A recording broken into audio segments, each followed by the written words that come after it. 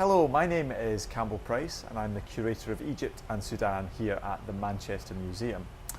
My job involves looking after the 18,000 objects from ancient Egypt and Sudan housed by the museum. Here we are in what we call the organic store.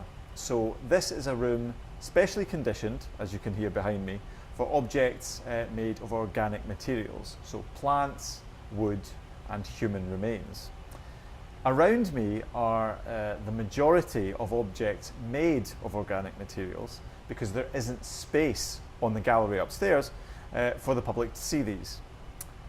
We allow people to come into this space as researchers or by appointment, and photographs of everything that's held here is available on our online catalogue. This space is where most of the Manchester Museum 20 complete human mummies are kept, in addition to around 50 of our animal mummies. Most of the Manchester Museum mummies are held here in the organic store because we can more accurately control the environment. So for the continued preservation of organic material like bandages and human remains, it's very important to have controlled humidity and controlled temperature.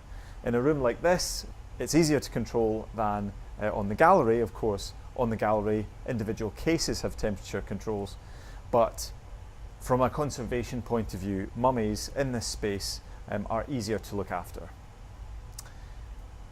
This is the mummy of a lady who lived in the Roman period. We're quite fortunate that we have the name of this lady, which is quite unusual in Roman times. She's called Demetria. She lived in around the 1st century AD, and as you can see, she's covered in gold leaf.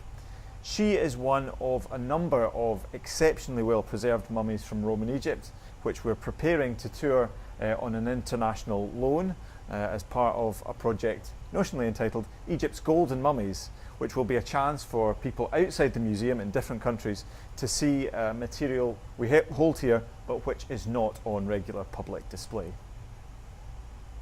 Here in the organic store, we house not only the mummies themselves, but the coffins that they were once contained in. This is for conservation reasons, as many of the coffins are extremely fragile and need to be supported on special trolleys.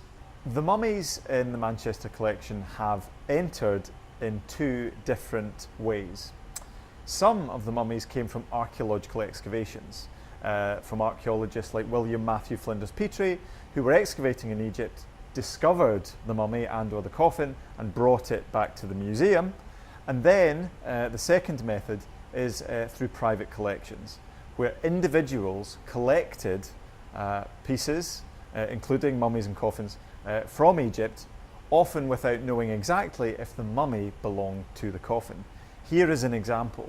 The name on the coffin of this individual is Kari, which means something like the Syrian man in ancient Egyptian. The mummy within the coffin doesn't seem to match in terms of the pose of the body, the date of the coffin itself. So we suspect that the original occupant is not the person who came to Manchester in this coffin. There's another nice illustration here in the coffin of the gentleman called Kari, in that, as you can see, the coffin has been painted in modern times. So this is often an indication of an item which has been prepared for sale. To make it more saleable would be to improve the colouring on it, as has happened here. If you have an empty coffin and you want to sell it to a tourist in the 19th century in Egypt, you could increase the value of a coffin by adding a mummy you might have got from elsewhere. Manchester has a very strong and well-known history of the study of ancient Egyptian mummies, and up to the present day we have researchers coming into the museum, arranging access to the organic store and carrying on that work of researching both coffins and mummies in the collection. Two of our most famous mummies in the Manchester collection are Knumnacht and Nacht Ankh. They are better known as the Two Brothers. They were discovered in Egypt in 1907, and their complete and intact tomb group was brought to the museum in 1908. In that same year, Dr. Margaret Murray conducted a public unwrapping of one of the brothers and unwrapped the other brother in private. Margaret Murray's team, which was multidisciplinary and was quite trend-setting for the time, came to the conclusion that the brothers were not full blood relations based on the different shapes of their skeletons.